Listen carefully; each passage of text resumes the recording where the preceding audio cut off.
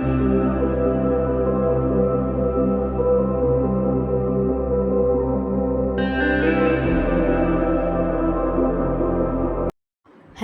Foodies, welcome to Divi Bhuvi vlogs.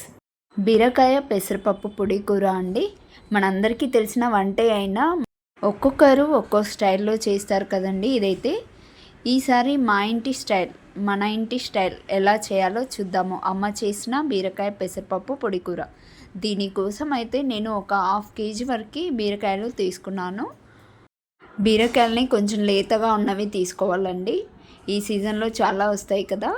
వీటిని తీసుకొని ఒకసారి వాటర్తో కడిగేసుకోవాలి. మొత్తం క్లీన్ చేసుకున్న తర్వాత తొడిమెలు తీసేసి ఇప్పుడు దానిపైన ఉన్న చెక్కుని పీలర్తో తీసేసుకోవాలి.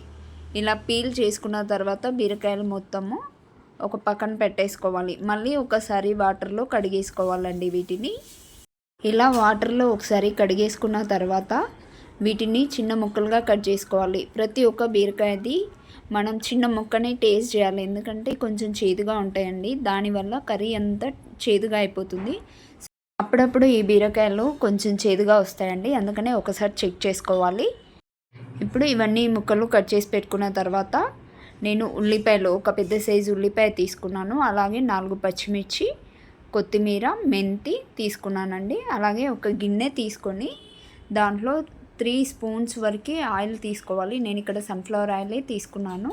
ఈ ఆయిల్ వేడెక్కే లోపల మనం ఒక 50 grams వరకు పెసరపప్పు తీసుకొని అది నీళ్ళల్లో నానబెట్టేసి పెట్టుకోవాలి. ఇప్పుడు అది నానబెట్టుకున్న పెసరపప్పుని ఆయిల్లో వేసి లైట్ బ్రౌన్ కలర్ వచ్చేంత వరకు వేయించుకోవాలండి.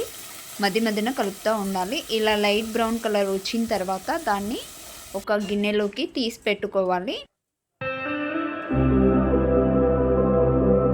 గిన్నెలో నుండి మొత్తం పప్పును తీసి వేరే గిన్నెలోకి షిఫ్ట్ చేసుకున్న తర్వాత మళ్ళీ అదే ఆయిల్లో కొంచెం జీలకర్ర, ఆవాలు, పసుపు వేసుకొని ఒకసారి కలిపేసుకోవాలి.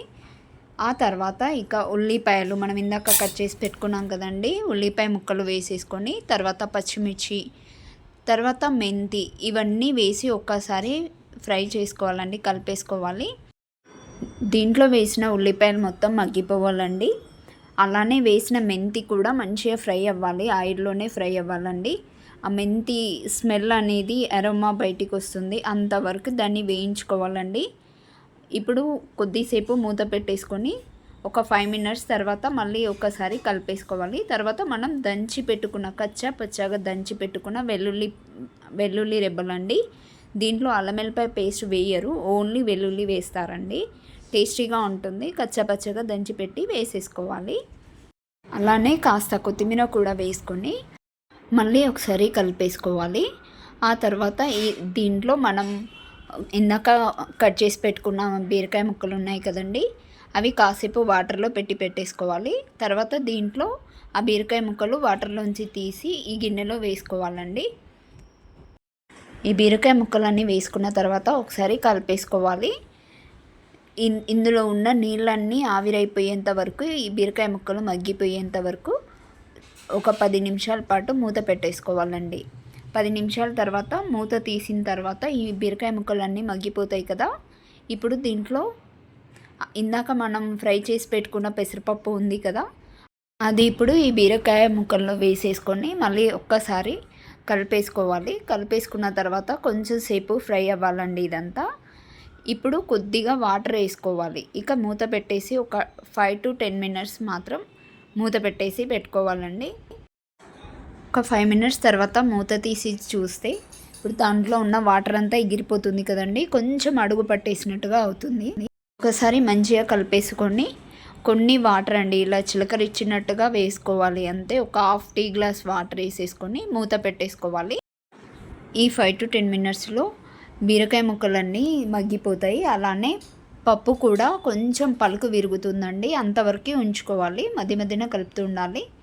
వాటర్ ఎక్కువ పోసినామంటే మరీ పప్పు ఎక్కువగా ఉడికిపోతుంది. సో కొంచెం పలుకు విరిగేట్టుగానే చూసుకోవాలి. ఇది పొడి పప్పు కదండి, దీనికోసం అయితే ఇలా చేయాలి. ఇప్పుడు కొంచెం సాల్ట్ వేసుకోవాలి. ముందే వేస్తే పప్పు ఉడకడానికి చాలా టైం పడుతుంది.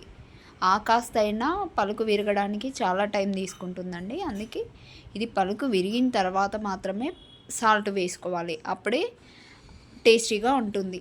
అలాగే పైనుంచి కాస్త కొత్తిమీర చల్లేసుకొని ఒక్కసారి మళ్ళీ కలిపేసుకొని మూత పెట్టేసి ఒక 5 మినిట్స్ వరకు మూత పెట్టేసుకోవాలండి. తర్వాత మూత తీసేసి ఒక్కసారి కలిపేసుకోవాలి. చూడండి ఎంత బాగా వచ్చిందో, ఇలా పొడిగా ఎంత బాగా ఉందో చూడండి. ఇలా పొడిలాడుతూ ఉండాలండి. నా కిచెన్ని నేను ఎప్పుడూ నీట్గా పెట్టేసుకుంటానండి. ఇలా ముగ్గులు పెట్టేసుకుంటాను. థర్స్డే, ఫ్రైడే, సాటర్డే అయితే మాత్రం వెజ్ వంటలే ఉంటాయి మా ఇంట్లో. ఇలా నీట్గా పెట్టేసుకుంటానండి. దీనివల్ల నాకు చాలా హ్యాపీగా అనిపిస్తుంది, ప్లెజెంట్గా అనిపిస్తుంది. ఇక మన కర్రీ రెడీ అయిపోయిందండి, బీరకాయ పెసరపప్పు పొడి కూర. మీ ఇంట్లో కూడా ఇలాంటివి తిననని మారం చేస్తున్నారా? ఈసారి మాత్రం ఇలా ట్రై చేసి చూడండి, అందరూ ఇష్టంగా తింటారు. ఈ కర్రీ లంచ్ బాక్స్లోకి అయినా చపాతీకైనా బాగుంటుందండి. ఈసారి మీరు కూడా ట్రై చేసి ఎలా వచ్చిందో నాకు కామెంట్ చేయండి. ఈ రెసిపీ కనుక మీకు నచ్చినట్లయితే లైక్ చేయండి, షేర్ చేయండి మీ ఫ్రెండ్స్కి, రిలేటివ్స్కి. Thank you for watching. Next వీడియోలో మళ్ళీ కలుద్దాం.